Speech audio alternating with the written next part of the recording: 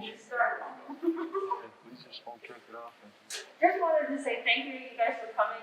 It's a really nasty day outside, and of course with this COVID going around, we really are thankful that everybody came out to hear today's conversation. I've been listening to these two talk about a myriad of titles and opportunities and events for a couple of years now, and I just thought it was about time other people heard it. Patrick Fisher is obviously the leader of Erie arts and culture, has been a huge influence on Antonio, and vice versa, I would say Antonio to Patrick. They oftentimes play chess and have their best conversations. It can get a little competitive, so, I'm not going to guarantee it will be a friendly game. But I just thought that it was a good day for them to sit down and talk about art. The way art helped Antonio through his incarceration period, which was 26 and a half years, in case anyone is not familiar with that. And how it really helped Antonio's reentry, and how art opened the community to him as an individual. And there's so many other individuals like him that don't get that opportunity. And Patrick Fisher and the Manises back here in the back were very instrumental in that happening. So anytime we can have these conversations and open doors for other people, we try to do that. So I'm just going to let these two talk. And if you have any questions, just raise your hand, and we're a small enough group that these guys will take it from there. So please, Antonio and Patrick.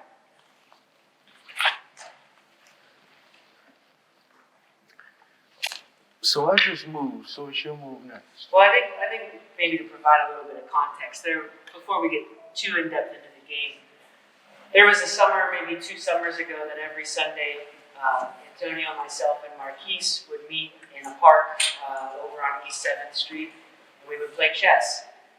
I will say that regardless of the outcomes of this game, I went that entire summer undefeated. So I'd like to think that I made Antonio a better player that summer, to the point that recently he's been beating me. So while I can't vouch for the outcomes of this game, I did have a summer that was undefeated. But on many Saturday mornings, Antonio and I will get together, typically at my house now, and we'll play a game of chess together. I will also say that Antonio is on record of stating that he is at a disadvantage when he's seated at an angle. So if I win today, I'm sure that the win will be discredited relatively quickly, because Antonio is seated at an angle, so let the record show that. But yeah, this is a weekend ritual for he and I, and oftentimes we talk about the role of art in community building, in personal development, and the role that it can play to, I think, encourage discourse on big, broad topics that often otherwise we would avoid because they're uncomfortable. So I do want to thank Antonio and Sarah for inviting me to participate in this conversation today. I also want to credit Sarah. She said that Luther and Connie and myself played a big role in Antonio's welcoming back into the community, but I think she's played an even bigger role. So also recognizing Sarah for all of her work in helping Antonio build his career as an artist, specifically as a community-based artist. So with that, I will, counter your opening move. And while he's countering my opening move, I'd just like to say there are 2 corrections I'd like to make. I don't beat Patrick, I make him a better chess player. Right? The other thing is that while it is very important to me to always acknowledge those who played a pivotal role in my artistic experience out here, I definitely want to give a special thank you to Sarah, who's my wife. I met her a short while after my release from prison, and without her, I don't think my reentry would have gone as smoothly, given the fact that she was willing to bear a lot of the responsibility of showing me how to relive in society as a normal human being. And there aren't there aren't many times that I've met people with the kind of patience and care that she's exhibited to my ignorance about being just a social butterfly and human being out here. So thank you, Sarah. I love you.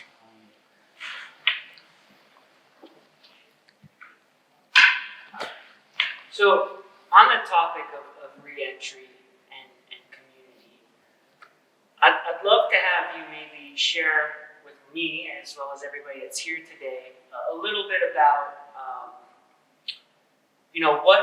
what role community can play in helping individuals be welcomed back into the community after being removed from the community. And in particular, how has your experience perhaps measured up with your expectations? I'm sure that when you knew that you were going to be, coming back into the community, you probably had a lot of thoughts and ideas swirling around your mind, perhaps some anxieties and aspirations as well. I'm just wondering, what role do you think community can play and has played in your welcoming back, but also how did that measure up against your expectations? Well, community plays the most important role, right? And the fact of the matter is that whether community rejects a person like me with a criminal background coming directly out of prison or is on parole determines our ultimate success, right? So isolation in prison has the effect of making you believe that the world is against you. And there's no way around that, right? Isolation and being in prison, despite what you've been sold by many of our politicians and others, does not somehow inspire pro-social thought processes and behaviors in the people who are in prison, right? And it's important to point that out because my expectations while I was in prison, or coming back out to society, were very low. I had no real expectations of success. I believed that I had no chance to get a job. I believed that I would fail. I would just fail in a different way. I knew that I did not and would not do anything to come back to prison, but it was always my belief that things were set up to ensure that I came back to prison in some shape, form, or fashion, right? I would only be able to get menial jobs despite the fact that I had used my time wisely, acquired journeymans in building trades, an apprenticeship as an electronic technician. I was a GED tutor, a Read for Today certified tutor, and other different accolades that I acquired while I was in there. In addition to becoming a self-published artist, a self-published writer and an artist, I still felt that once I came out here, I would be rejected by the community at large and I would eventually fail. So toward the end of my incarceration, I stumbled upon a few books. One was called Lawman by a formerly incarcerated individual who was in federal prison who came out and became a lawyer, right? And it inspired me. It was one of those stories that I heard about that didn't exist, right? Somebody actually came out and made a place for themselves. But one of the elements in the book talked about the welcome that he had when he came back amongst different attorneys. He had a reputation. People gave him a chance, right? That was a community. So community was one of the most important things that I recognized. But how do you gain community support coming directly out of prison, right? I didn't know how to do that. I didn't know if that was a formula. I didn't know if I was even capable of doing it. If anybody wanted to hear someone who had harmed the Erie community in the way that I had before I left, right? Who wants to hear me, right? But what I discovered was that the process was much more organic, and everything that I'd gone through had actually prepared me for my reentry, right? The only thing that I was missing was the opportunity to reconnect with people in genuine ways. And one of those genuine ways was through art, right? I was an artist when I was in prison, came out, I still had that skill.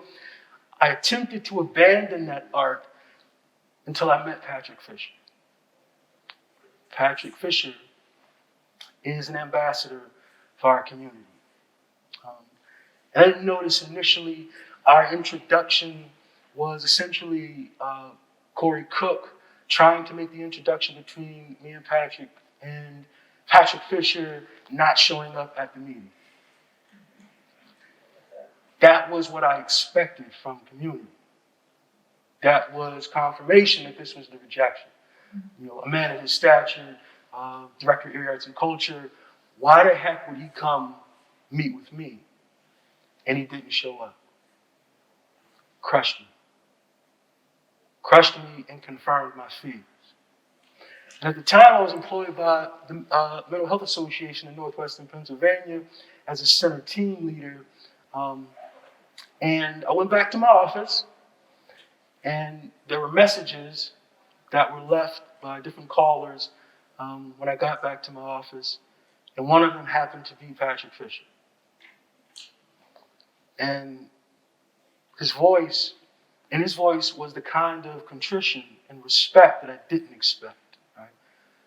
I apologize. I live and die by my calendar. I don't know how I missed this meeting. And what he just went on and on and on, and it confirmed to me that he really didn't intend to stand me up, right? And it helped rebuild me, right? I called him back.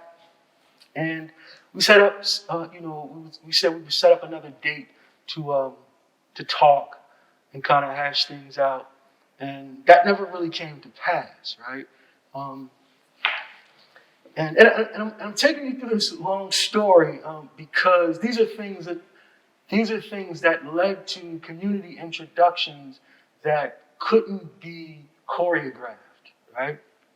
So I think that my response to Patrick Fisher confirmed to him as well that though he didn't know me back then, and confirmed to me that I wasn't the same individual, right? Though I was disappointed, and though the community through Patrick Fisher had stood me up, I had to keep moving forward, right? And moving forward meant that me listening to his message and being able to say, yeah, he really meant this sincerely, and moving on and scheduling another meeting meant that this is another opportunity to expand my connection to community once again. And we've been friends ever since, right? So my expectations coming out here were far less than that, right? And every day that I've been friends with Patrick Fisher and his extended community, my expectations have increased, right? My expectations have far exceeded what I believed my experiences would be while I was in prison, right? And it's because of community. It's because of being embraced. It's because of the kind of humanity shown to me by different individuals within the Erie community who've confirmed that I belong back into this community and that I was never not a part of it. I was just isolated and had no connection.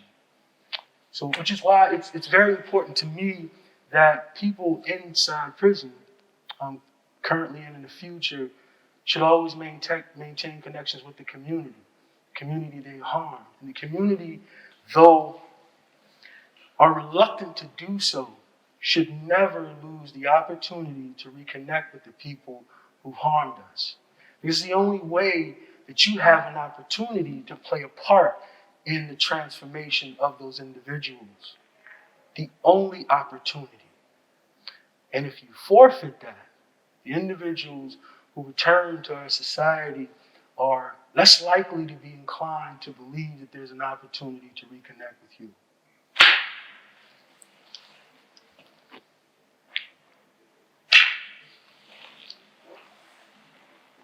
So, thinking about identity as it relates to the arts, as well as everyday aspects of our life.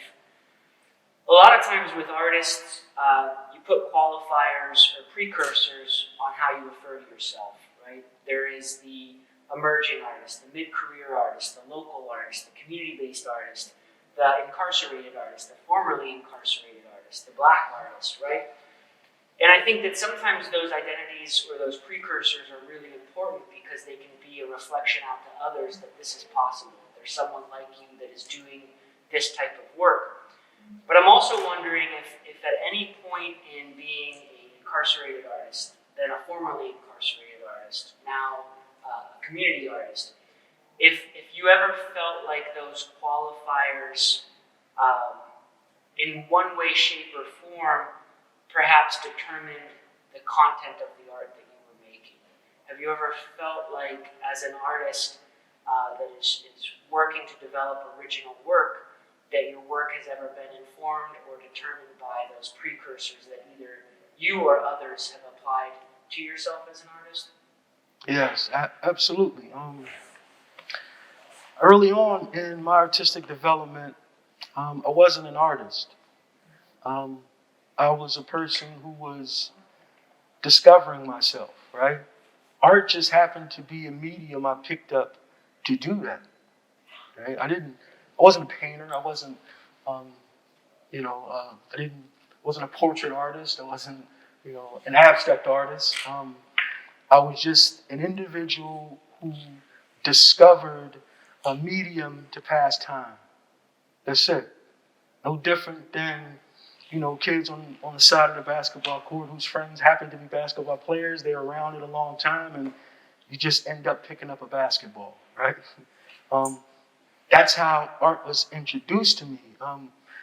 And I don't think that I became or was becoming an artist until other people saw it in me, right? So there were prison staff along the way who would stop by my cell while I was painting and was like, "You the artist?" No, I'm the convict. I'm the prisoner. I'm the N-word that your friends call me. I'm all of that stuff, but I'm not an artist, right? And I started hearing that more and more, right? Like, "Yo, we love your art. Can you do this? Can you do that for us? We got an art show. We inviting all the artists down to the auditorium for an art exhibit, an art sale, and you're an artist." And at some point, I was like, "Okay, I'll go," right? But in actuality, I really don't belong, right? This is a facade. This is just me going along and hanging out. But everybody else saw me as an artist, right? It was therapy for me. It was an outlet. It was all of those things. And then people started seeing me as an abstract artist. So when people would ask me, "What kind of art have you done? What kind of art do you do?" I didn't know what to classify it as. I don't really know, but I heard some people say he's an abstract artist, so I grabbed hold to abstract artist. I'm an abstract artist. And along the way, I heard some other people say I was an African-centered abstract artist. And I settled on that moniker for a while. And once I got a hold of that moniker, I started painting with the intention, I believe, of being an African-centered abstract artist. But I was already headed in that direction. Somebody else just had to identify it for me. But I started to own it and embrace it. And then as I started to own my artistry, I wanted to branch out into the outside world. And I would send people pictures of my art. I would write to Artist Magazine and others. And I got a couple letters back and realized that I wasn't actually an African-centered abstract artist. I was a prison artist, right? And prison artist trumped whatever other category that I'd been classified as before, right? And mind you, I didn't have the agency in my mind to claim one myself. It was just other people naming me as the artist, right? So once I realized that I was a prison artist, I kind of felt ashamed as an artist because prison artist was a descriptor used by those in the art world, the real art world, to define those of us who weren't really artists, right? It's a prison artist. And that hurt for a while, but then I kind of got over it because me being a prison artist, I learned also meant that I should be painting prison motifs, right? And I found that out after I wrote a letter to someone once. And they were like, these are all good, but as a prison artist, I don't see your experiences in them, right? And my experiences with prison, right? I'm supposed to be painting prison art. So I rejected the moniker for both those reasons. One, it was negative connotations attached to it, and two, I didn't really paint prison motifs and experiences. So much of my growth and development as an artist had to do with people naming me and then either me claiming it, but never actually naming myself. And the importance of classifying and naming myself wasn't really impressed upon me until I met you. I met an art administrator, right? Because prior to that, I just wanted to paint again. Like this wasn't a hustle. This was just me staying the course of my life. Art was art. Art brought my father back into my life. It was a conduit. It was a mechanism. It humanized me. I could go anywhere I wanted to in the prison because prison guards, nurses, and other staff members were permitted to purchase my art at the art sales, or they could come to the sale and say, hey, I want that piece right there, and take the money down to the front desk, put the money on my account, and they could walk out of the prison with my painting, right? I didn't care what kind of artist I was. It was just art. It was the first time that I had actually made money on my own. Far more than the 19 cents per hour that I was relegated to as a prisoner. I created something with my own hands that I could be proud of, that others recognized me for, that I felt like I wasn't able to prior to that, right? But again, it was just growth and development from childhood to adulthood. I wasn't an artist. I wasn't a real artist. I hadn't claimed anything. And when I left prison and I met the Manises, and we painted a mural on the side of the Manasinoco station's wall. That experience for me solidified me being not just an artist, but a muralist, right? Now, mind you, I wasn't comfortable with that title either. I participated in the painting of one mural. I wasn't really a muralist. Why is everybody calling me a muralist, right? And Patrick Fisher contextualized all of those experiences for me. You really are a muralist. Like, it's okay, right? And then I said, okay, maybe I am a muralist, right? I was researching a bunch of different other muralists, and my work didn't compare to their work, and the opportunities they had were far more than those that I had. So I couldn't really be a muralist. I was an artist, but not a muralist. Come on, like really? Um, and really, would muralists even refer to me as a muralist, right? Like in prison, would other artists actually refer to me as an artist? Would a muralist refer to me as I painted a larger canvas. Does that really make me a muralist? And then, like I said, Patrick kind of contextualized those things for me early in my community art career. And I mentioned community art because that was yet another moniker I never chose for myself, right? It was a term that I heard from you as a community artist, right? But it was one of those monikers that felt right. Like, yo, I am.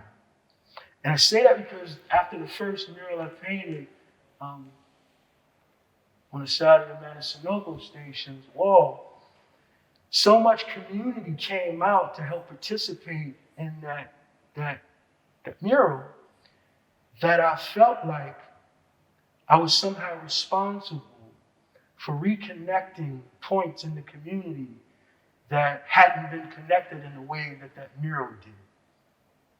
Right? I was a community muralist. And from that point on, I started to take control of the trajectory and own that type of community muralist, right?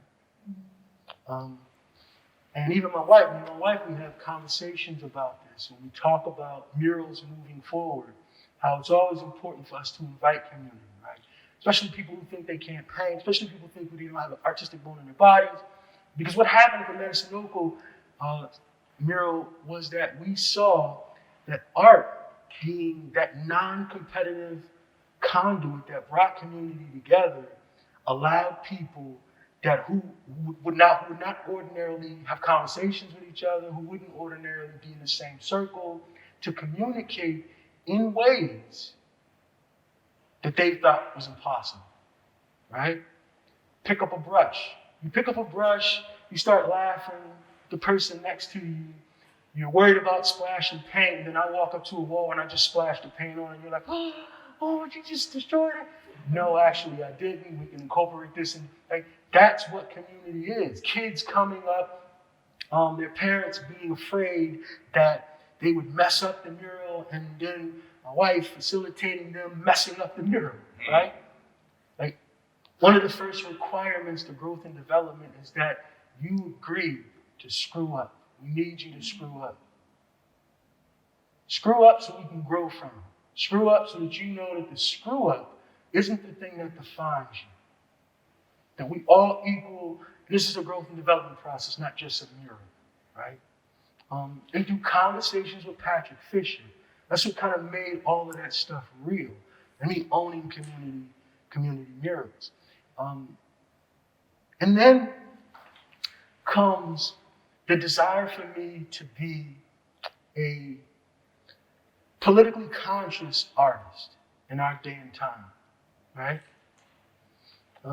How do I do that? How do I make that kind of transition? It brought me back to the term prison artist.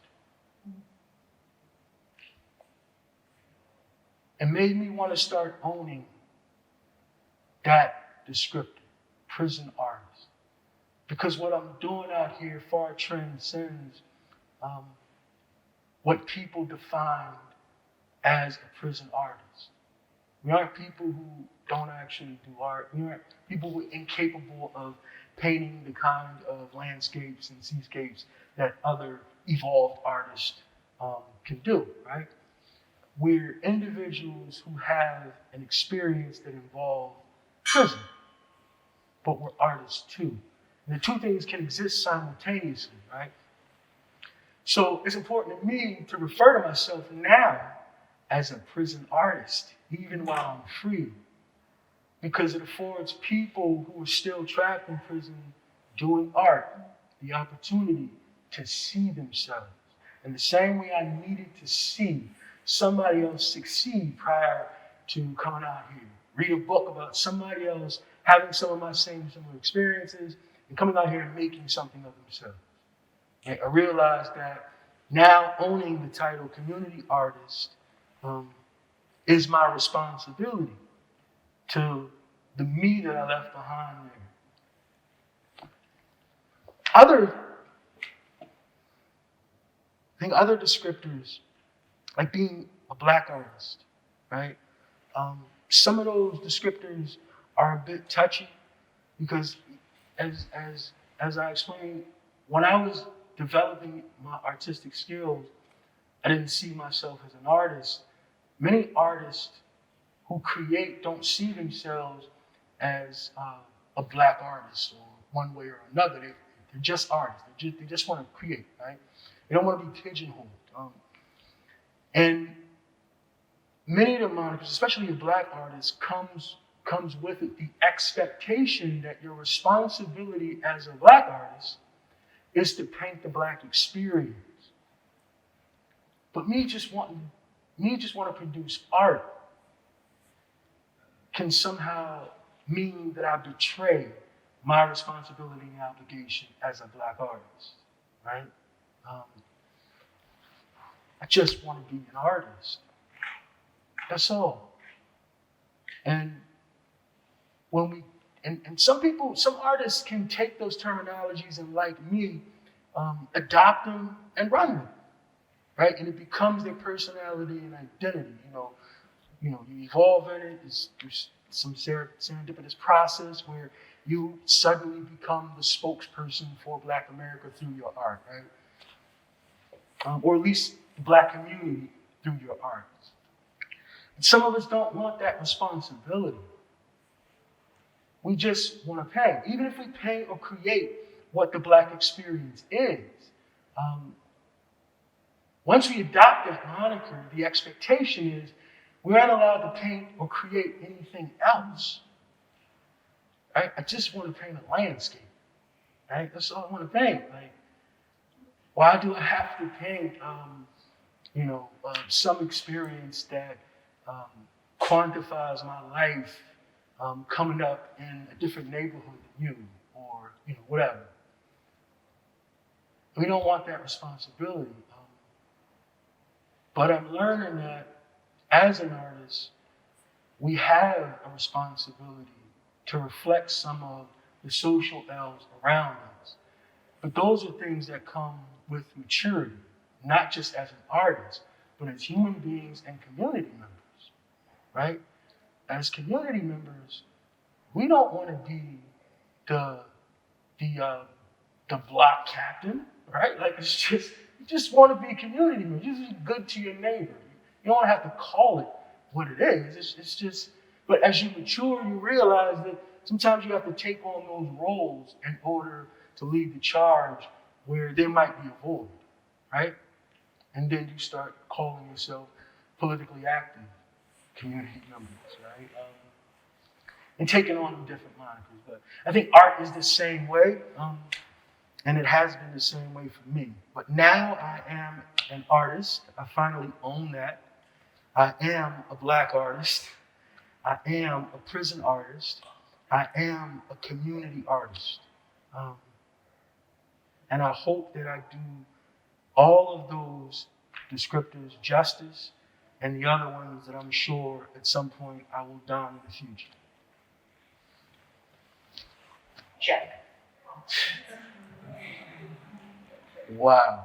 So right now there's I think over the last handful of years, if not a little bit longer, there's been a reconciliation around language. And in addition to being a visual artist, you are a literary artist. You're a spoken word artist, a poet. You've published several books.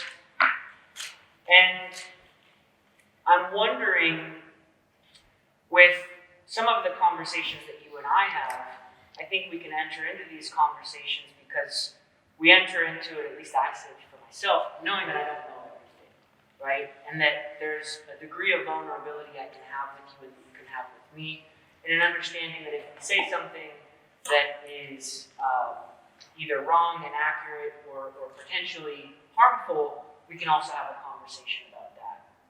And I think that sometimes pockets of our community avoid these conversations out of, a lack of understanding around what the correct terminology is, what words are harmful, etc. So they just avoid the conversation as a whole. And I'm wondering, with an individual who has been welcomed back into the community, who served, nearly 27 years of his life as a formerly incarcerated juvenile individual, what are some of the terms that you think, as it relates to the criminal legal system, we should evolve away from?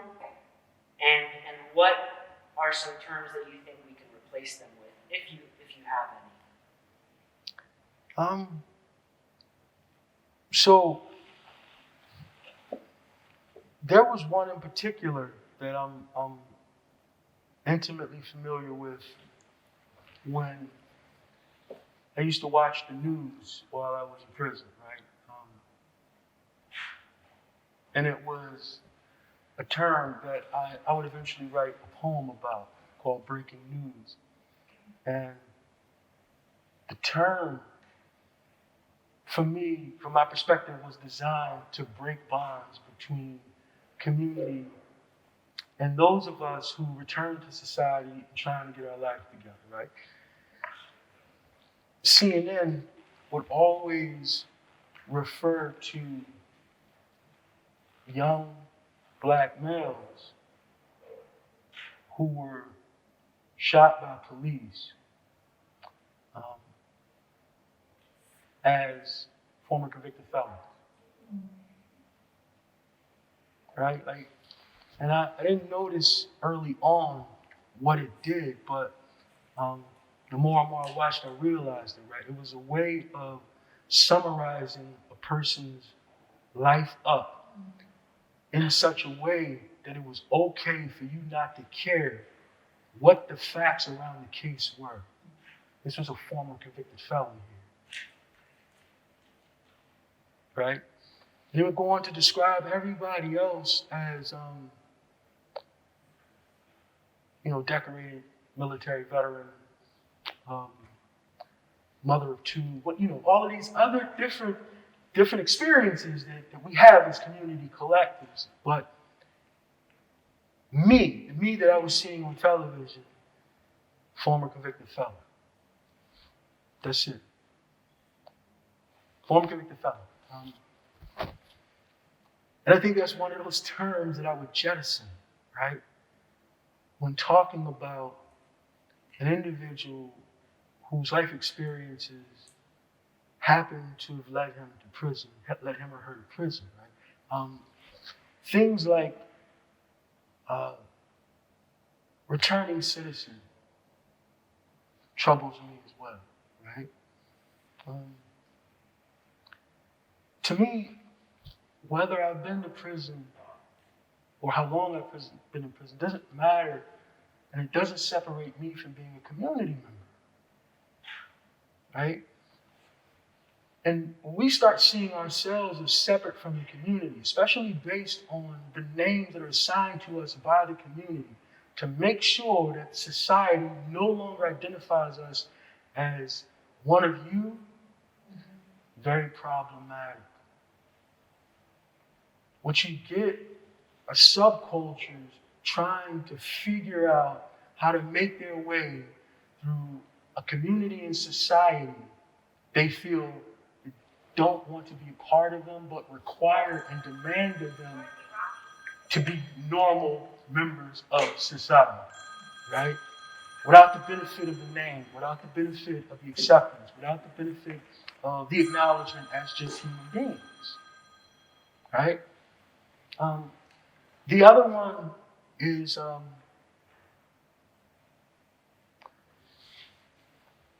and it was particularly important to me because I was a juvenile lifer. And although Hillary Clinton is credited with the title, she wasn't actually the one who came up with it, right? It was super predator, right? As a kid, we were super predators, right? And I was referred to as a super predator. Like, that's another one. Another one is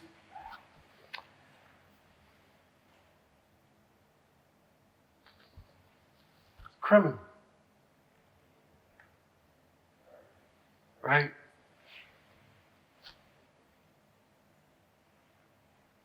Another one is criminal. Like,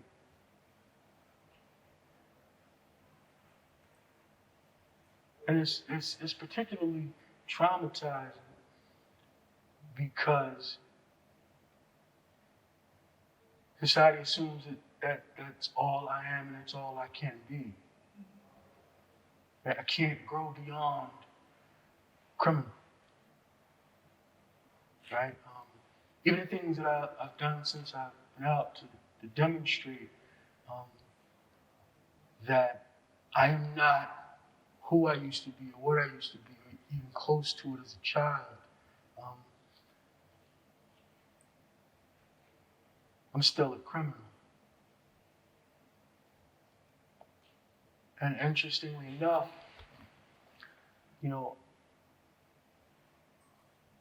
even back then I was never referred to as a child, right? I was called a delinquent. Never a child, never a kid, right? The juvenile delinquent. And those titles have the effect of allowing community to separate themselves and their interests from individuals who we assign those titles to, right? You are no longer a human being. You are the sum total of what this title says that you are, right? No different than negative descriptors pertaining to race, pertaining to sex, pertaining to choices in relationships or how many relationships you have. Nobody wants to be defined by those things, right? You walk into a room and somebody says, you got the cooties, right? And no, we are adults. Essentially, that's what those titles are, right? They are grade school arbitrary assignments to people that we want to humiliate and dehumanize or pick on. You got the cooties. I don't know what the hell the cooties are. All I know is that the rest of the class, the rest of my community, doesn't want to be around me because I got the cooties. How do I get rid of the cooties? Can anybody in here tell me how to get rid of the cooties? Now, as a human being, I struggle with the same inability when it comes to figuring out how I can get rid of the title that is the same as the cooties. Like, there's nothing I can do. Nothing.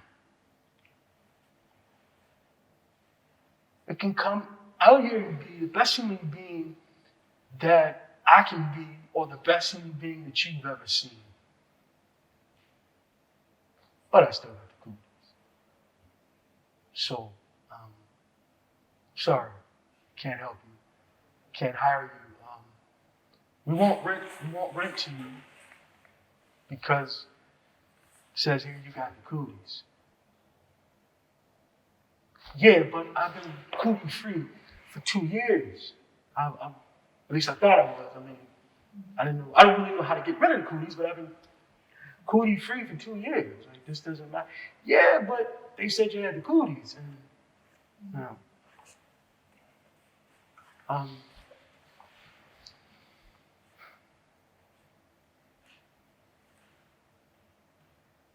and so those are some of the ones I would jettison and simply refer to people as, human beings first, right? The same way that you would want to be seen. Like it doesn't take anything for a person to look past or ignore the cootie label, right? It doesn't take a person to walk into a classroom and say, yeah, I know everybody's saying you got the cooties, but I'm still going to be your friend, right? I'm still going to be your friend. And if that means that now I got the cooties, then we're going to have the cooties together. Right? And those are the kind of friendships that I've discovered since I've been out here. My wife, Patrick Fisher, Mary does it. The list goes on, right? I'm walking around Erie County with the cooties, man. And, criminal, former convicted felon, reentrant, all of those things that say cooties to people. Even though, no matter how anodyne the substitute for former convicted felon is, right? Reentrant, may not be as abrasive or offensive as former convicted felon to other people, but it's still the same to me. It still has the same effect, right? And those are all titles that have been codified in law that permit people to discriminate against me legally, right? No matter how much I'm trying to get my life back together or others coming after me have decided that we want to live pro-social law-abiding lives, we're relegated to second-class citizens, right? And I believe that the only way that the community can move forward as a collective is if we jettison terms like that. And I say as a collective because for a community to hold on to monikers like that, and I can guarantee you that as much as you want to maintain the hatred and the memory of the traumas we've caused, not facilitating the opportunities for us to change and changing along with us ensures and increases the potential for it to reoccur. Right? The only thing that me being a former convicted felon, reentrant, and the parolee, it's another parolee, right? The only thing that maintaining those titles does for a community is ensure that I will never grow beyond any of those things. Right? So it's an admission that society wants me to stay where I was, while at the same time demanding better and safer communities for us all. Right? How do you invest in future destruction by ensuring that you have people who will never be allowed to grow beyond their worst mistake? And then complain that our communities aren't any safer than they were to begin with.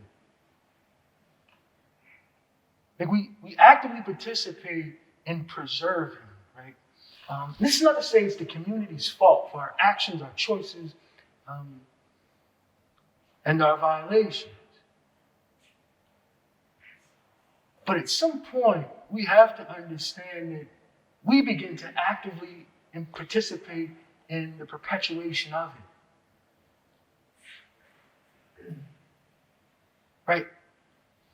I'm invested in the transformation of my peers coming out of prison after me for several different reasons, right? I know that my continued success is inextricably tethered to their success, right? They're my peers. I live amongst them. We get frustrated, angry, or something like that, and somebody wants to lash out. I'm the closest one, right? I have a personal interest in my safety, right? Apart from caring about human beings, apart from understanding the rehabilitation process, apart from any of that, right? I have some self-interest too, right? So what does it benefit me to make sure that this person's past traumas are never resolved? What does that benefit me? He wronged me in the past. Now we'll make sure that his past traumas are never resolved. Hurt people hurt people. Hurt people hurt people. And heal people heal people. So I would not invest in trying to heal him or her. Why wouldn't I? Right? And you start that process by, one, viewing people as human beings and referring to them as human beings, right? Like, these aren't prisoners. These aren't inmates. That's another one. These are imprisoned human beings. And these are our citizens. These are our friends. These are our families, right? These are members of our society who we have to maintain connections with, because our connection might be one of the only peaceful relationships in their lives. I remember as a kid, I was friends with former city councilman Curtis Jones. He'll tell you this too, right?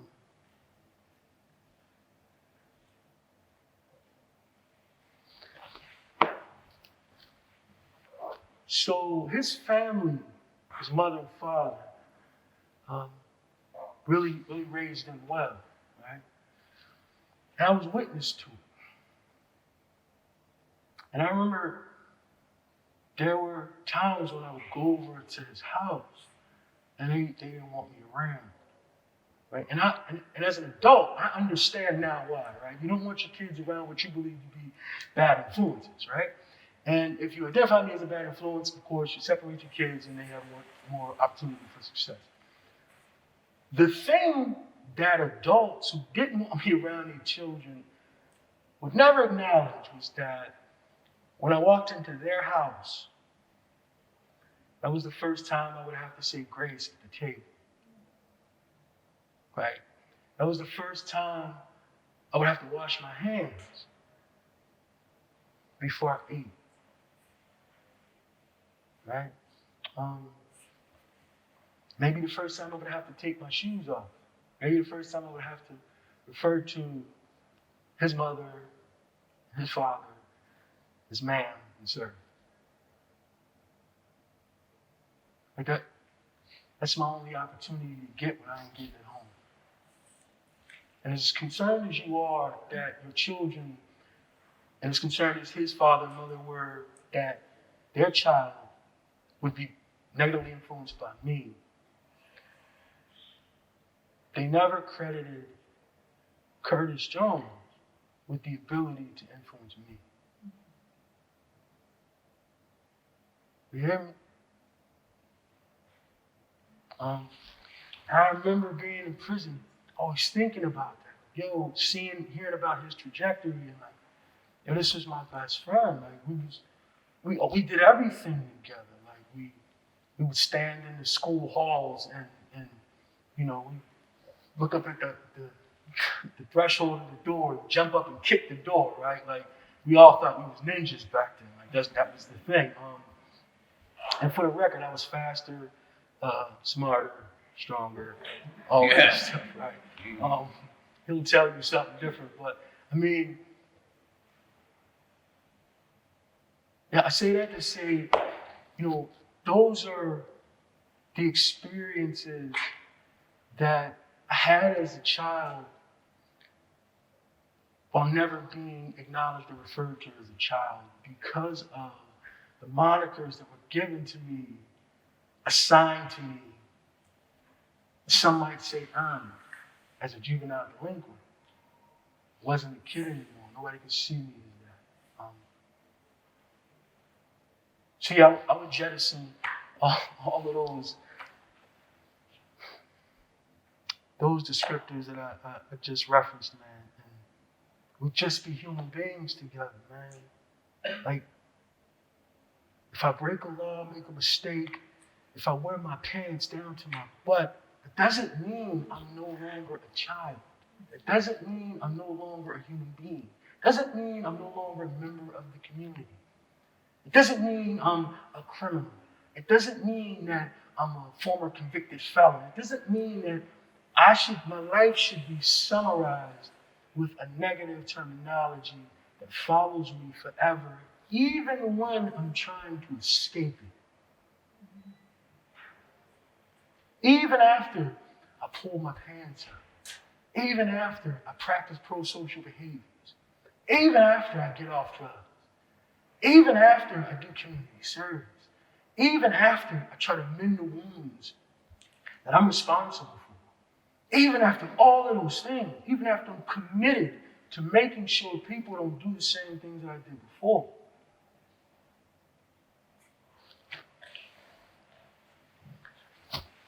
I'm out of check, by the way. So I think one of the things that appeals to me about community-based art is that oftentimes the end result, there can be conversations around, is this art, right? I think that it's not necessarily something that you're going to see on the wall of a museum or performed on the stage of a performing arts center. It's something that is owned by the community, of the community, for the community. And I think about like these rituals and traditions of community. And I think that in the criminal legal system, we have a ritual and a tradition by way of court, right? And when somebody is sentenced to a term in prison, there is a ritual and a tradition around that. There is even an audience associated with it oftentimes. There can even be actors associated with it.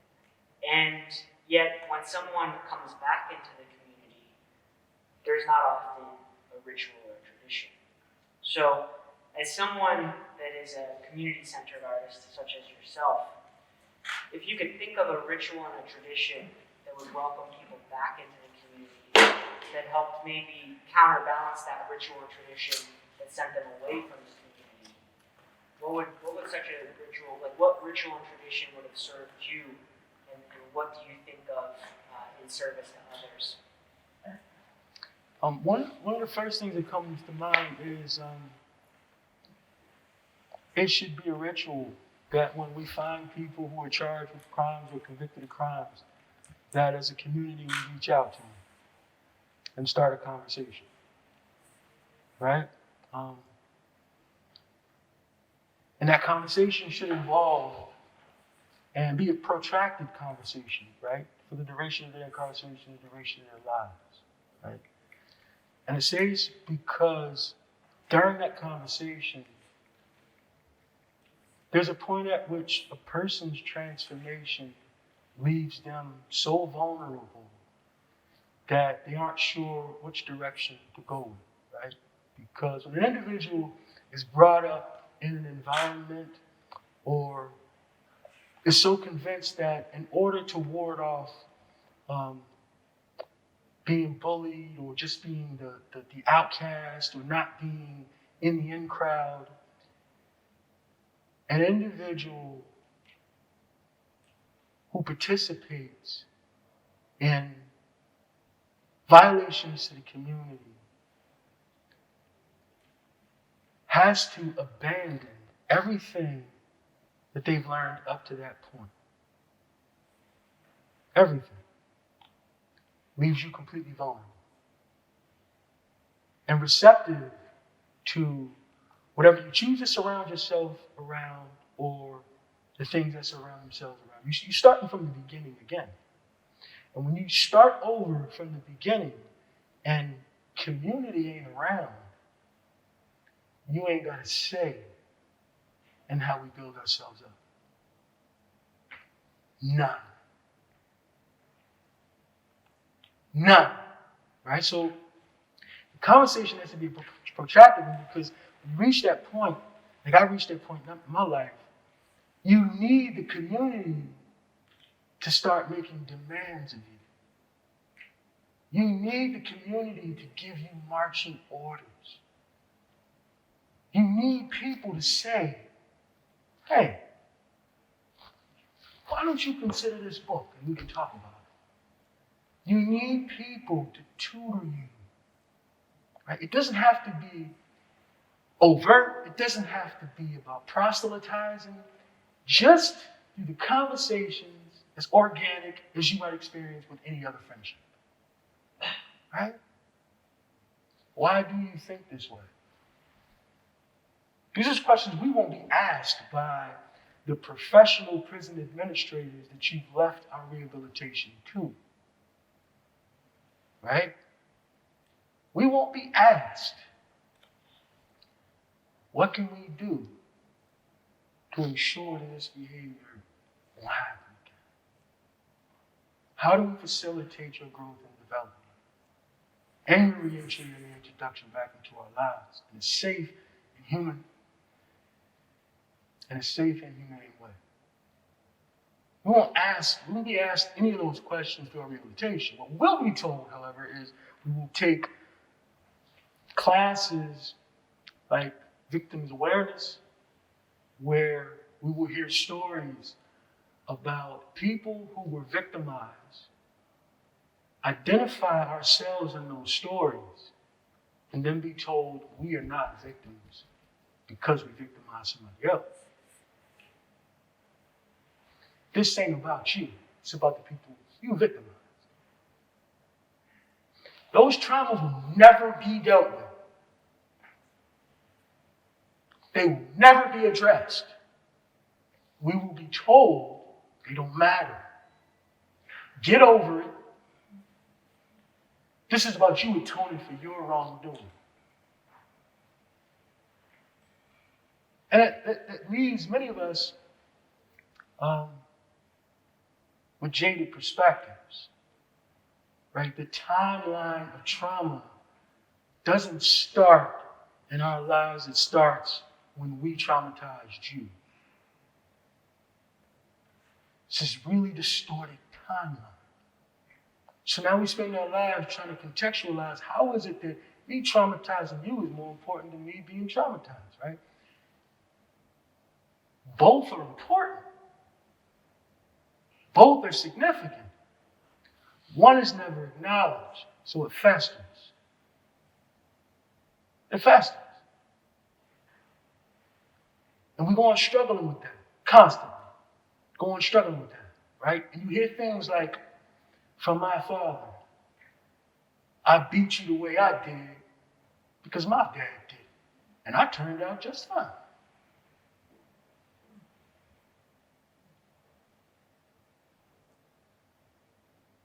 You know I choked you to unconsciousness. I know I tied you up and peed on you in a bathtub, but it worked for me. I turned out just fine.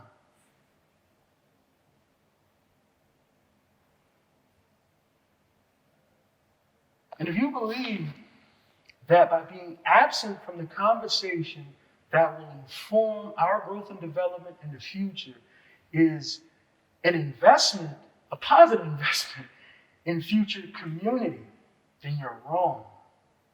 Be a part of the conversation. There has to be a ritual, right? As much as people are in the courtroom taking notes, cheering that you've been convicted and you got your just desserts, right?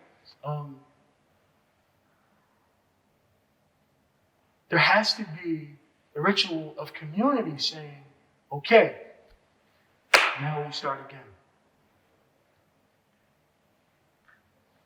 We need to talk to you. We need some answers. Understand that to get those answers, we need to establish a relationship. How do we do that? Let's have a discussion. It's about a personal discussion. Right? And I'm not saying you need to coddle people. I'm not saying you need to finance their incarceration. I'm not saying any of that. You need to be a part of the discussion. The ritual needs to include you in our transformation, our rehabilitation. When we return home and we have no relationships to you, what interest do I have that you flourish? I don't care about your business. It's in my community. But none of that money is coming to my community. I have no personal relationship to you. None. I walk past you every day. I buy bread and milk and butter, and you grit on it.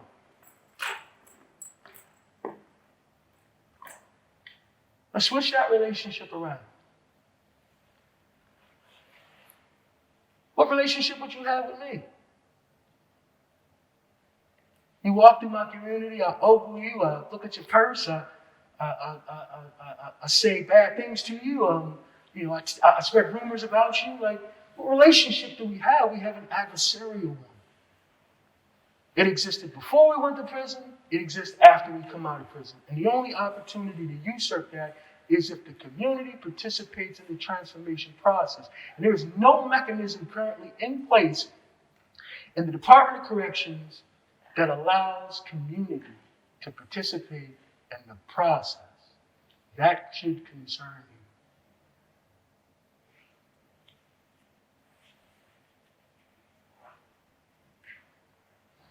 That should concern you. So that ritual needs to include the community communicating with us afterwards. That ritual needs to start there. And then when we come home, the same thing. The friendships, the connections, right? Hey, how you doing? Yeah, yo, got my eye on you. And then the expectation for us to do better, right? Yo, I'm expecting a lot of good things out of you, right? And then the opportunity to do better and the resources to do better. Not, I expect you to do better. However, you still got the cooties, and we ain't hiring you. Don't go back to selling drugs. That's not good for anybody. But we will never hire you.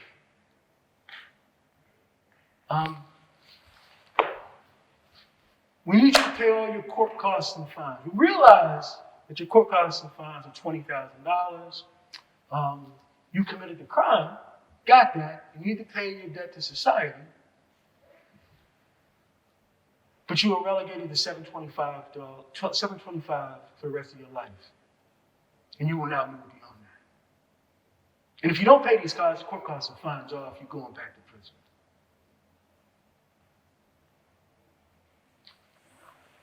Understand you got child support. Understand all of those irresponsible decisions you made in the past. That's your problem. But we need and expect you to move forward.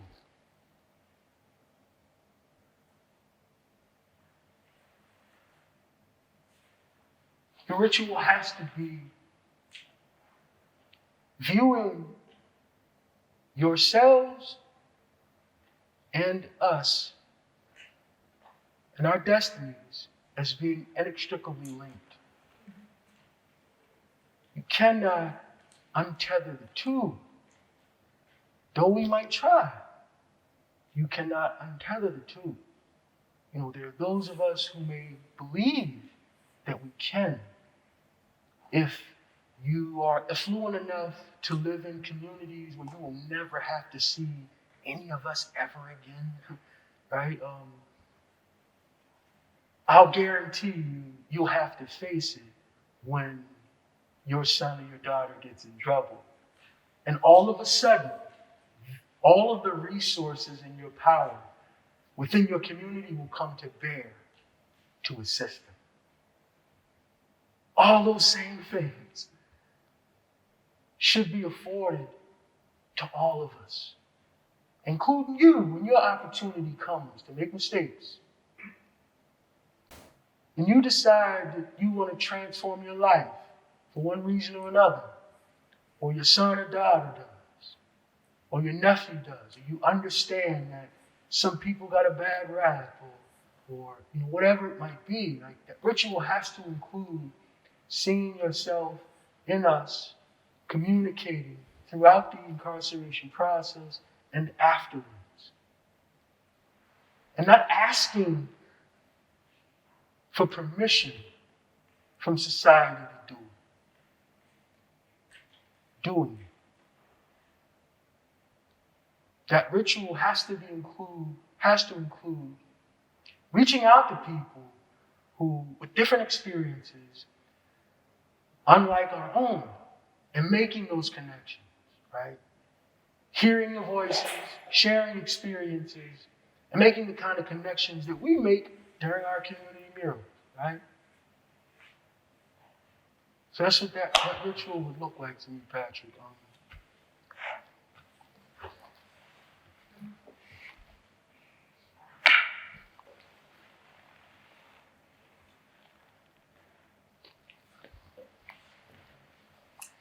I also want to say that usually when Antonio and I talk, the F-bomb is dropped a lot more than expected. So I do want to acknowledge the fact that we've had some really heavy conversations so far this afternoon, and not once have we uttered an F-bomb, which is pretty rare tradition for us.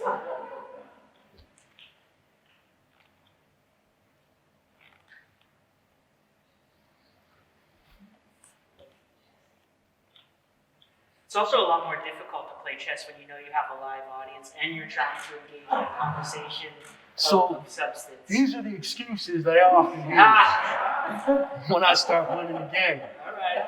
But Antonio, were you doing art before you were incarcerated?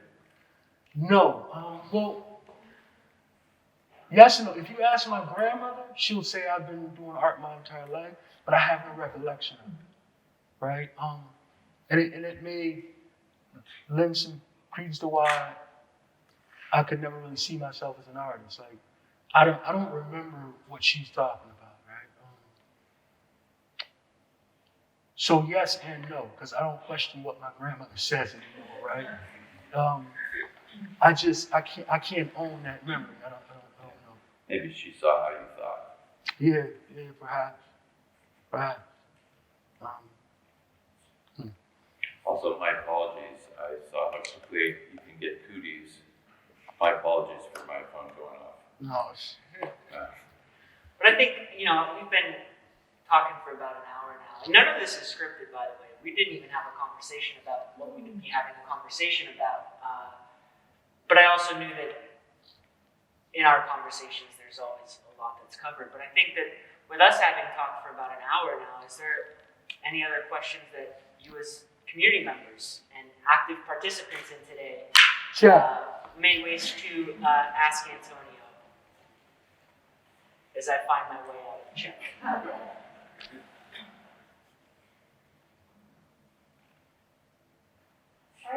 really appreciate your vulnerability and truthfulness about the different voices that you've heard. Even hearing at first the good voice, well, they call me an artist.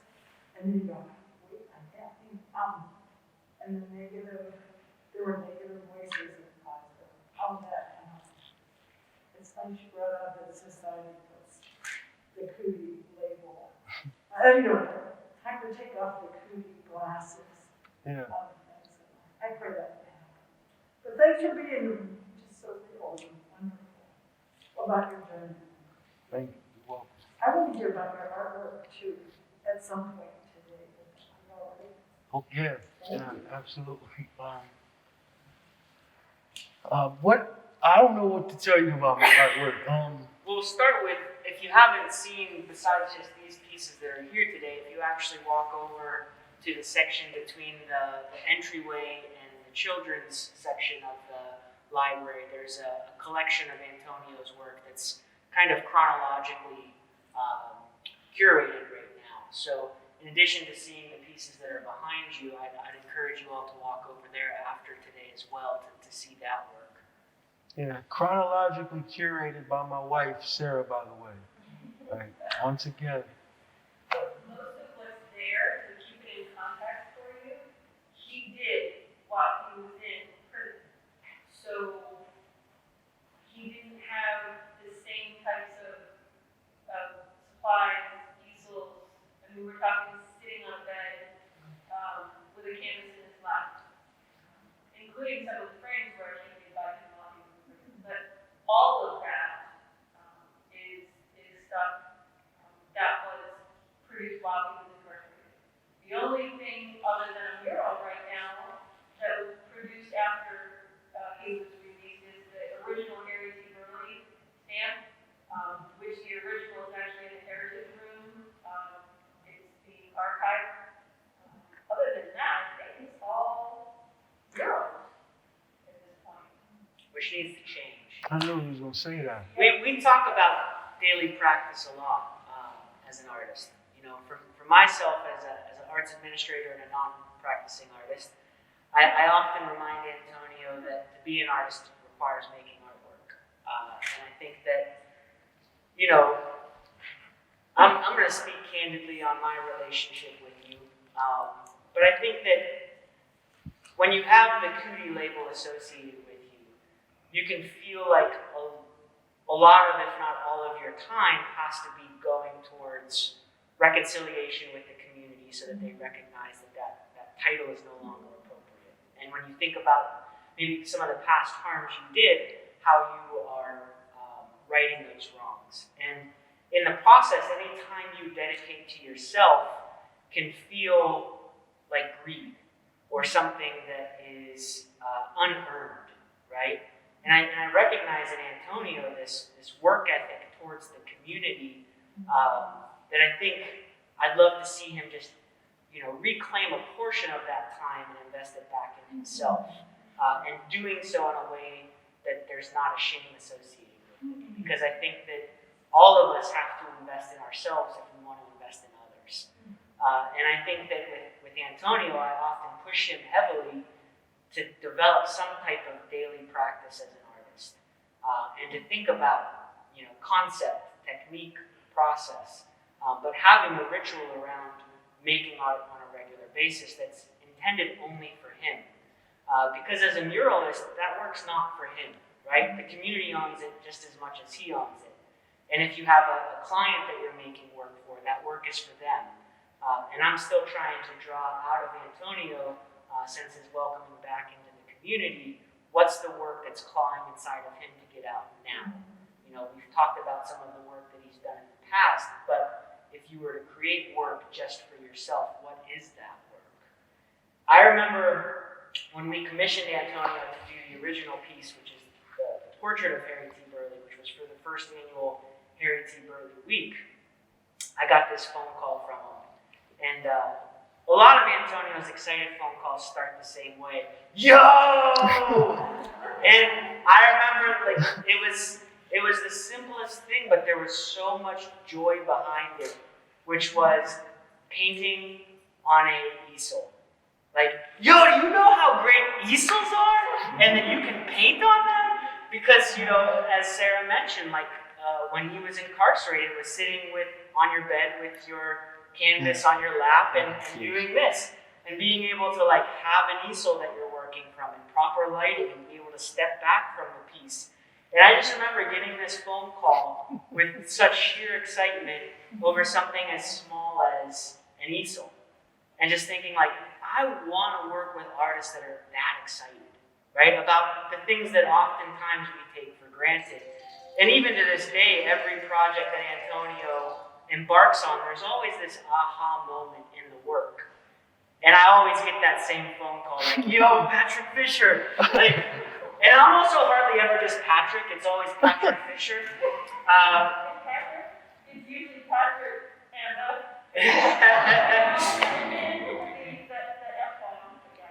But I'm always so excited to receive those phone calls because, you know, that type of excitement I think is contagious. And when Antonio is also working with other community members and he's able to like share that excitement with them, I just think that remarkable things happen. But, you know, talking about your work and your process, you know, I know that you don't want to stay too heavily in past works necessarily, but speak a little bit about your work.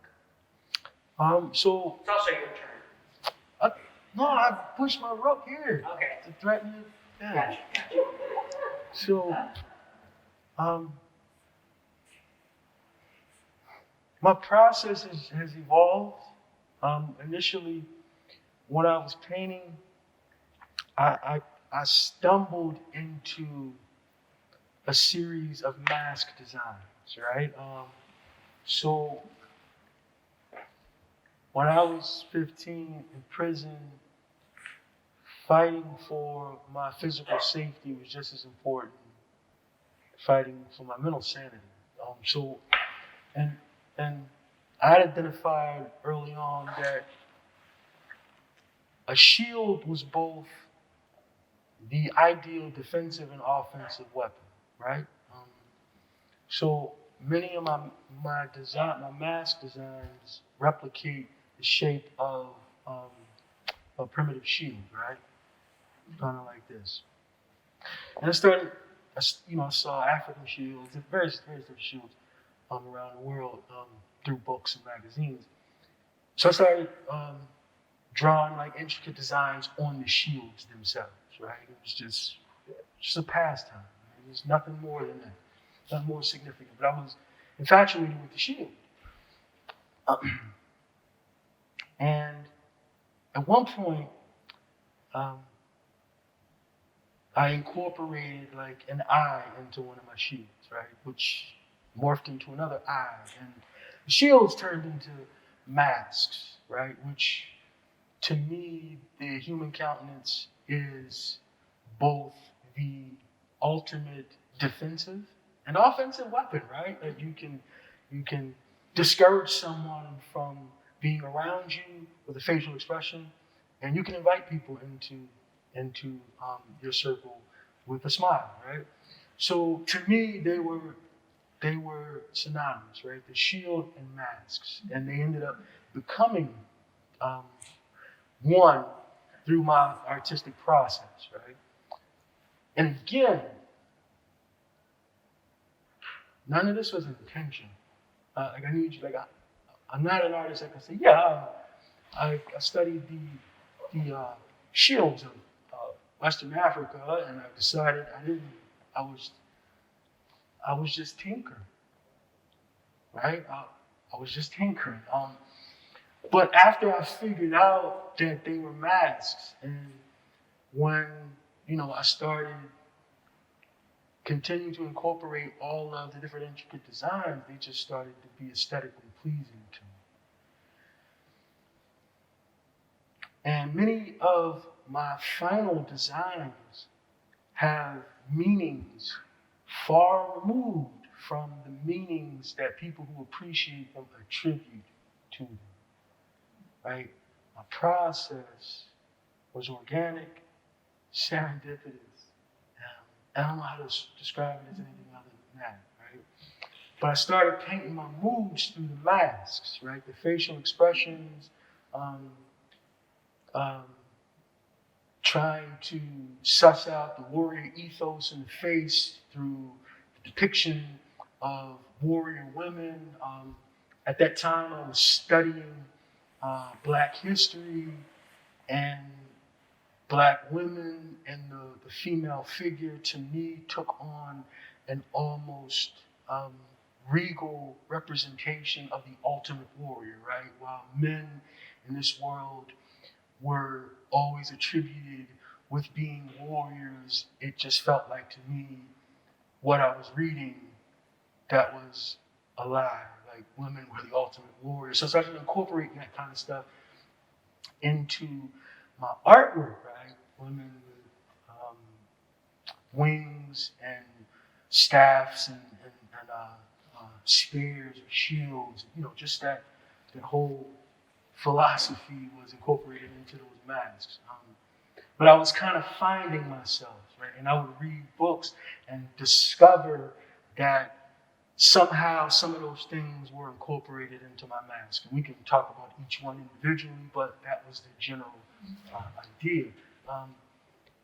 Then I got to a point where I needed to make money. And masks were kind of my thing.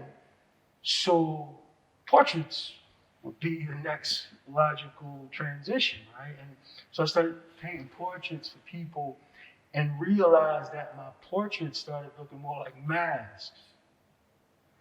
And I stayed away from portraits. I didn't really like them. It didn't allow me the opportunity to create the kind of range that I was used to in my masks. And other people started asking me to start painting more things for them.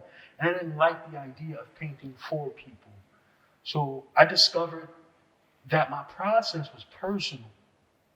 My process was something that I didn't feel comfortable sharing with people because it was personal to me, right? And it was the only thing that I really owned, right? And the biggest ownership in that was the secret that I really didn't know what my process was, right? I'm still a freaking kid, I'm still learning, but I'm living in an environment that requires you to pretend that you got it all figured out. And if you don't, something's wrong with you, right? There's a vulnerability, there's something not right with you. And to prevent myself from experiencing that over and over again, where everybody else got it figured out, I would later learn that everybody else was pretending too, right? But at that time, I didn't know that, so my process was personal and private in that way. And I would come up with what I thought was aesthetically pleasing art and what everybody else thought was just freaking phenomenal, right? To the point where one of the most flattering and offensive questions I would be asked by many people was, including staff members in prison, was, "You did that? Wait, you did that?" Right? And initially, it was flattering. And then I realized that what they meant intentionally or unintentionally was that prior to seeing it, they didn't think I was capable of it. "You did that? For real?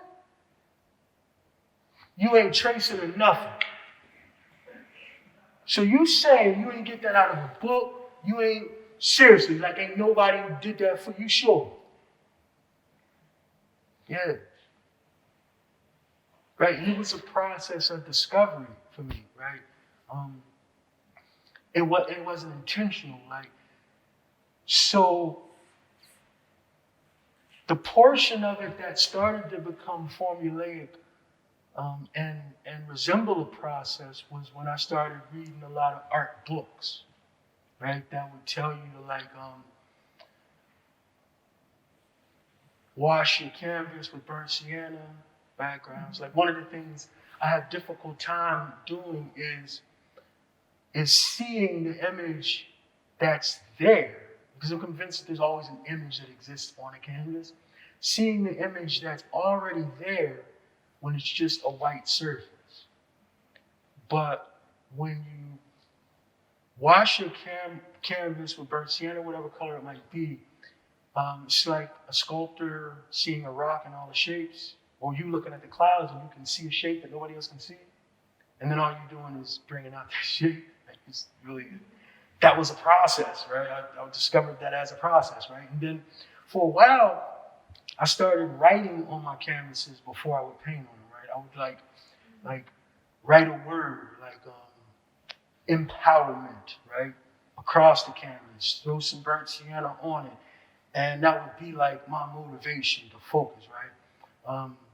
Empowerment. What mask would represent empowerment and strength to me, right? No, that shape doesn't say that. No, that doesn't say that. But I could always still see the lettering underneath, and it was just like reinforcement.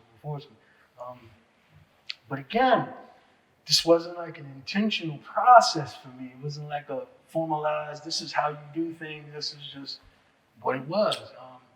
And I would make a lot of mistakes along the way, like the words that I would write on the bottom of the canvas would be so watered down that eventually the paint that I put on top of it wouldn't adhere where the words were, right? The process of learning now. Like, I know now that you need medium instead of water, water. So that was and I primarily used acrylics. Early on, I started off with Winsor Newton's water mixable oils, right? And I loved them. I didn't choose them. Somebody actually gave them to me. But I loved them because the paint seemed like it would never dry. And I could just go back days later, just going in. Because we didn't have any oil mediums for it, right? We didn't have nothing that would help it dry faster. It was just going back into it and continue touching up stuff and blending and that kind of thing. So that was a process, if you will, right?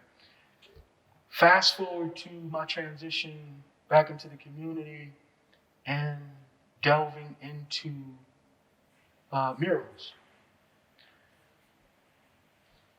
I had no process.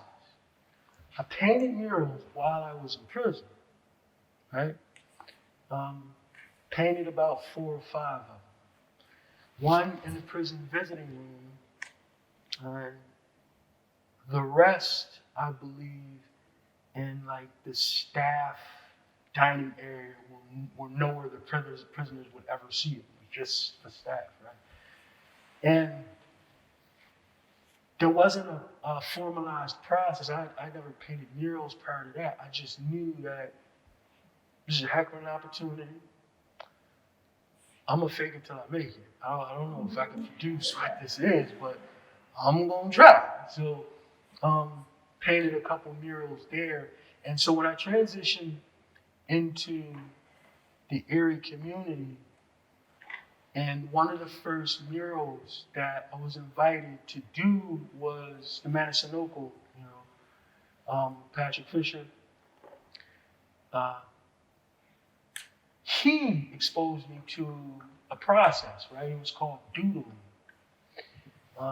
So we were thinking about scaling up images using the grid method, where everything is squared up, the lines are straight, perfect, and similarly laid out that same way on the image, and then you would just kind of match up where the lines intersect and stuff like that. That would be your guide. Patrick introduced me to a method called doodling that was used by graffiti artists that has been the only formula we use now moving forward, right? The doodle method involves just throwing random shapes up on a wall, stars, letters, numbers, whatever you want to do. It looks like you've defaced the surface area, right? It's like graffiti. It's just random happy faces, smileys, whatever it is, handprints, whatever it might be. And that serves as your grid. You take a photograph of it on a smartphone, and the image that you intend to put on the wall, you put it into a photo blender program, and you overlay the transparent version of the image over the picture that you took of the doodled area. And I've never figured out how to explain this straightforward to people. You got to see it to understand it, unless you are just so much smarter than me that I couldn't figure it. But anyway, and that's the method and formula that we use for our murals, and it's important to use that formula for my wife and I because it allows the community to come in and participate. Don't matter what you put up on the wall. Just draw a mark, just draw. And that becomes your grid, right? You look at the image, and if the line is going through the star where the eye is, that's when you put your line through the star where the eye is. If the line is going straight down through the nose on your image, that's where you put down the line of the image, right? And so community is able to participate in that and see it grow organically, right? And so now that is our formula and that is our process, right? With regard to painting personal images, I think that my evolution as an artist in that area is still evolving. And I'm grateful because just like we talked about, you reach that point of transformation where you become vulnerable and you need outside voices to give you marching orders and guide you and see what you can see, right? And try to project you into these different areas and see which one fits, right? Patrick Fisher has become that for me, right? Antonio, you need to develop a process. You need to paint more. You need to formalize this. You need to think more about this. That has been a lot of our relationship, right? For me, he's what I always call the third option, right? When you have a mindset when you think of everything as binary, which is where I come from. And then if you're lucky enough, you run into friends and develop relationships that give you the third option. That's always happens. Always. And so I've been trying to develop processes and think differently about what the next iteration of me as an artist will be outside of community murals. And I haven't developed a process for that. I haven't created a body of work since I've gotten out of prison beyond community murals. But personal work I haven't delved into except for the Harry T. Burley portrait, and even this didn't start out the way it is. It was the Harry T. Burley portrait, the stamp, and then after an experience that I'm almost certain all artists go through, where your art is not valued because of who your audience believes you are. I threw up Ain't I Worth It on there, right? Because his life experience was unacknowledged at one point by the Erie community at large. And then there's the Harry T. Burley Legacy Alliance trying to get people to recognize the value of Harry T. Burley. This is an Erie composer and musician, right? And one of their desires was to have him recognized on a U.S. stamp. So essentially, we're asking the question, ain't Harry T. Burley worth being on that stamp, right? But my question was, ain't I worth it as an artist for you to respect me beyond what it is you just posed to me as being something worth you taking all my rights to my work? Ain't I worth it? If you're talking about Harry T. Burley, right? And I find that it's interesting when you run into people who are fighting for the acknowledgement of history and our appreciation and valuing of the things in history and devaluing the leadership that is among us today. Right? Because they don't see you as being the same as Harry T. Burley. They don't see you is having the same struggle as an artist, right? You're just an artist. But we need you to render this in order for us to get our point across. But we need you to know that you ain't worth what you're asking. Just do it and shut up. So my pushback was Harry T. Burley has the stamp and across it, ain't not worth it. We're not talking about him in red letters. We're talking about the artist. Ain't I worth it? That's my process. I think you're being a little long-winded in your responses so you can delay this game. Well, I'm trying to spare you the humiliation of losing in front of the camera. Do we have any other questions from anybody else in the audience? I have a question. Your discussion helped me better understand your success as an artist. I would be curious as to your success in getting through the mundane as a released prisoner. How did you find work? How did that work out for you? Who gave you a chance?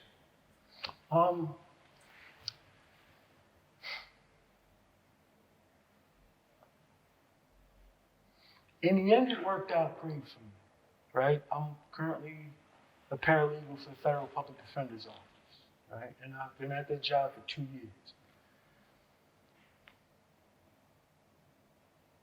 Lisa Freeland, Maria Gelman,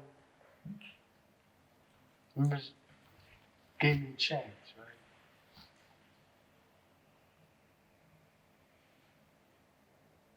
So, Maria Gelner was, back then, when I was resentenced, my defense attorney. I went back for resentencing. Maria Gelner represented me and is largely responsible for me having a reduced sentence and making my transition back into the Erie community. She is a friend, local attorney, superhero in my book. But what Maria Gelner did above and beyond her job as my defense attorney was to see me as more than just a client, but as a human being and a community member. Maria actually set up a job for me before I was even released, right? She worked in conjunction with the Opportunities Unlimited of Erie, right? And got them to commit to hiring me before I was even released. And that's not something public defenders normally will do, right? At all. So when I got out, I went and worked as a janitor, essentially for Opportunities Unlimited of Erie. They were housed in the Stairways building. They're no longer there, but they were housed in the Stairways building. And I worked there as a janitor. It was a part-time job. Worked as a janitor and part-time in their dry cleaning business, right? Young's Cleaners, out on Route 20. I worked there back and forth. I used to overdress for my job. I believe long before I got out, my philosophy was you dress for the future of your choosing and not for where you are, right? As a result of my work ethic and the way I dressed, they decided to promote me to a job coach and job developer, where I found jobs for people with disabilities, mental and physical disabilities, right? And I did my job well. I loved my job and was committed to it, right? Still part-time work though, right? Along the way, I applied for another part-time job at the Mental Health Association of Northwestern Pennsylvania. I left prison as a peer support specialist, right? As certification as a peer support specialist. And I applied there as a peer support specialist.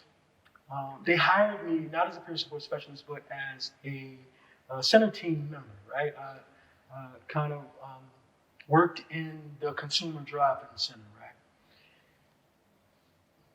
And it's important that I explain this entire employment history to you.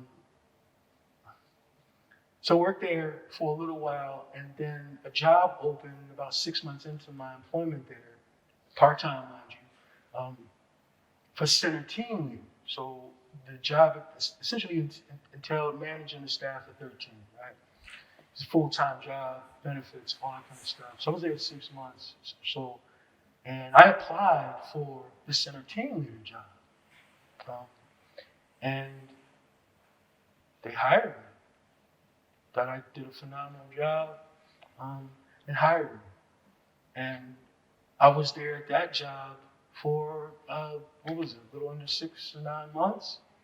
And an opportunity opened at the Federal Public Defender's Office for an investigator. And I said, what the hell? I'm not going to tell me no, right? Everybody else around me is telling me don't apply for these positions. So, long story short, while I'm applying for these jobs, everybody is telling me not to because they're not going to hire me. You got the cooties. We know how the cooties work. I got you, but I'm not going to tell myself no. I applied for the jobs, went for the interviews, and I got hired. It wasn't an easy road, right? I didn't see that early on. It was a struggle without medical insurance, not even knowing the importance of medical insurance, having to get welfare assistance to augment what little money I was receiving on doing part-time work, having to deal with the opposition of my parole officer not wanting me to work overtime, not believing that my work ethic was such that that he should afford me the ability to work beyond my curfew hours. All of that played a part, right? And then going into interviews where people were able to see past the cooties. He said, listen, we'll give you a chance. Literally, listen, we'll give you a chance. And then making sure that I outwork everybody around me to maintain that position. You hear me? It was difficult, still is, but that was essentially my journey. But that journey, and I mentioned Maria first, particularly because that journey started with community, man. Not a defense attorney, community. That's just what I was gonna say, it earns what you're saying, if the person in the community kind of best understands the situation, that you have a community problem that requires a community resolution. It's, in many ways, it's education. If the community better understood that, she understood that well. Understood. And led to wanting to provide an opportunity and pathway to success. No We'll doubt. go over this because it's related. I'm in college right now. I'm working to be a social worker, and I'm really interested in the prison system and trying to get involved and in some way help either within or around the incarceration system. Do you know if there are any organizations or groups currently in place to help people who were incarcerated be welcomed into the community? Is there some sort of transitional body that helps people find their way back into the community outside? Yeah. So before I left prison, there was an organization that was just getting started called Erie County Reentry Services and Support Alliance, working out of GCAC. Supposed to facilitate the transition of people coming home from prison. Right. I was probably their highest risk case since while they were just developing. Right. And they were organized in conjunction with the gun violence reduction strategy of Unified Erie, right? To offer resources to people coming home from prison to facilitate that transition, right? It didn't work for me. By and large, whatever the program's successes are. I have no intention of undermining or trying to devalue them, but they exist. But for me, this is why my ritual suggestion to Patrick was that the reentry process start before you leave prison, not afterwards, right? You can advocate for somebody to get a good job after they're released, but a person with no connection to community who just has a good job, you still have a person with no connection to the community, right? Doesn't seem like the parole system would be very forgiving to somebody who's coming out and then looking for a job. It's not.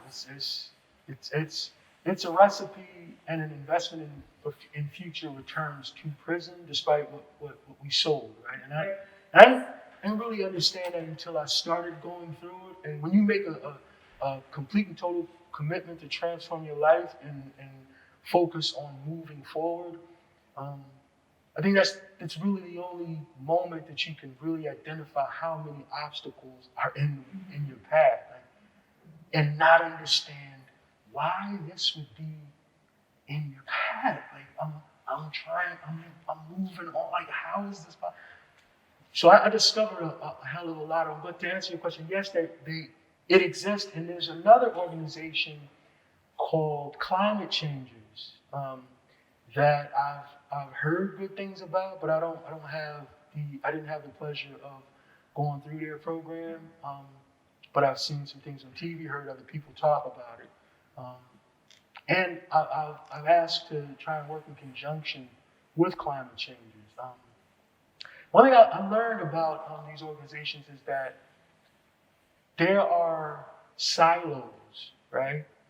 And when people develop organizations to try to assist, they start out with really good intentions and end up reproducing a paradigm of organizational structures that isolate themselves from the very solutions that they organized to create, right? And it's unfortunate, right? Like, so the two organizations don't work together, right? And so are always vying for funding from the same sources, and so they're by default in competition. Though outwardly you would never hear that acknowledged, or no one would ever actually say we're in competition, right? It ends up being that, and I believe that those organizations will be better served by adopting a more holistic communal approach, right? And that holistic communal approach is that community be involved as a collective. It's you and me, it's everybody, right? To be involved as a collective, to know Connie Manners, to know Patrick Fisher, to know others, and us all having a clear understanding and objective to being part of the solution. Yeah, that's a long-winded answer to me avoiding. So I think we were slated to go until 3 o'clock today, which means we're winding down our time. We have about 8 minutes left. We have a question in the back here. I do have, I just started visiting at Alton, and one of the common themes that people that are incarcerated, they're just, they feel like they're trying to change what was prison and supporting that. And I'm looking for like sometimes magic words to say to help them keep the faith even in the day-to-day situation that's not real good. And I don't know if you have any magic words. Yeah, I'll write a letter. Right? So, in most instances, what we're looking for is some confirmation that there is somebody out there who cares enough to reach back into the prisons and lodge an objection to us not having those kind of opportunities to change in the way we want to, right? Like, it starts with you. Your magic words are, I care, I'll see what I can do. and I'll write a letter, right? Sometimes it'll go from there organically. You may not be able to come up with the ultimate answer that alleviates everybody's stress and whatever doubts that they have. But gestures, communal gestures, right? Just keep your gestures communal, right? What would you want someone to say to your daughter or son, right? What would you do, right? You would start with what you could do and verbally express that. I'm going to write a letter. I'm not going to be silent about it. If they don't respond to my letter, guess what? I am going to get other people to try and intervene as well, right? And showing us that the community cares, right? Send us copies of those letters. Yo, somebody out there advocating and fighting for me. That's crazy. Right? And engage them and have us participate in that fight, right? Now that I'm writing a letter, I need you to write a letter. Right? What would you say to someone? Right? You ask them this, what would you say? Magic words you would say if you were in my shoes and you were talking to you. What would you say? Y'all learn together that way too, right? And it'll develop organically from there. Guaranteed. Don't have to have all the answers. Start the conversation. That's it.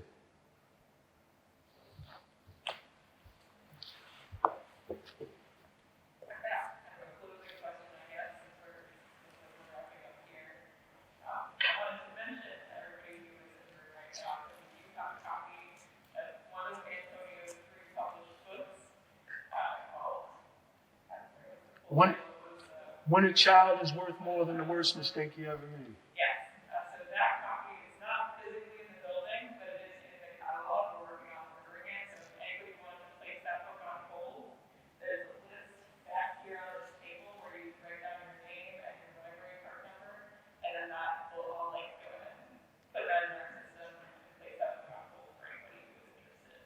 But speaking of free books and the fact that you are a published author, you mind telling us a little bit about like, those 3 books and what each of them is about and what kind of led you to your writing process for those? So when a child is worth more than the worst mistake he ever made is essentially a condensed version of my memoir, right? I kept it short because I didn't have the money to publish it at length the way I wanted to while I was in prison. It cost money, right? It was one of the books that largely was the catalyst for a bunch of the transformations I was making at the time while I was writing it. Because it forced me to have to go back and reevaluate my story from a critical perspective, right? All the people who had helped me, even though I couldn't see them as being helpful in the past, right? Forgiveness of my mother, while I blamed her for a lot of the wrongs that had happened into my life, I'd come to the conclusion that my mother was 16 when she had me, right? She was a juvenile lifer, essentially, right? And here I am asking the world for forgiveness for my wrongs, and I'm not willing to forgive my mother for not knowing how to raise me as a 16-year-old child. So that book was my memoir. The other book, one of the other books I've written is called A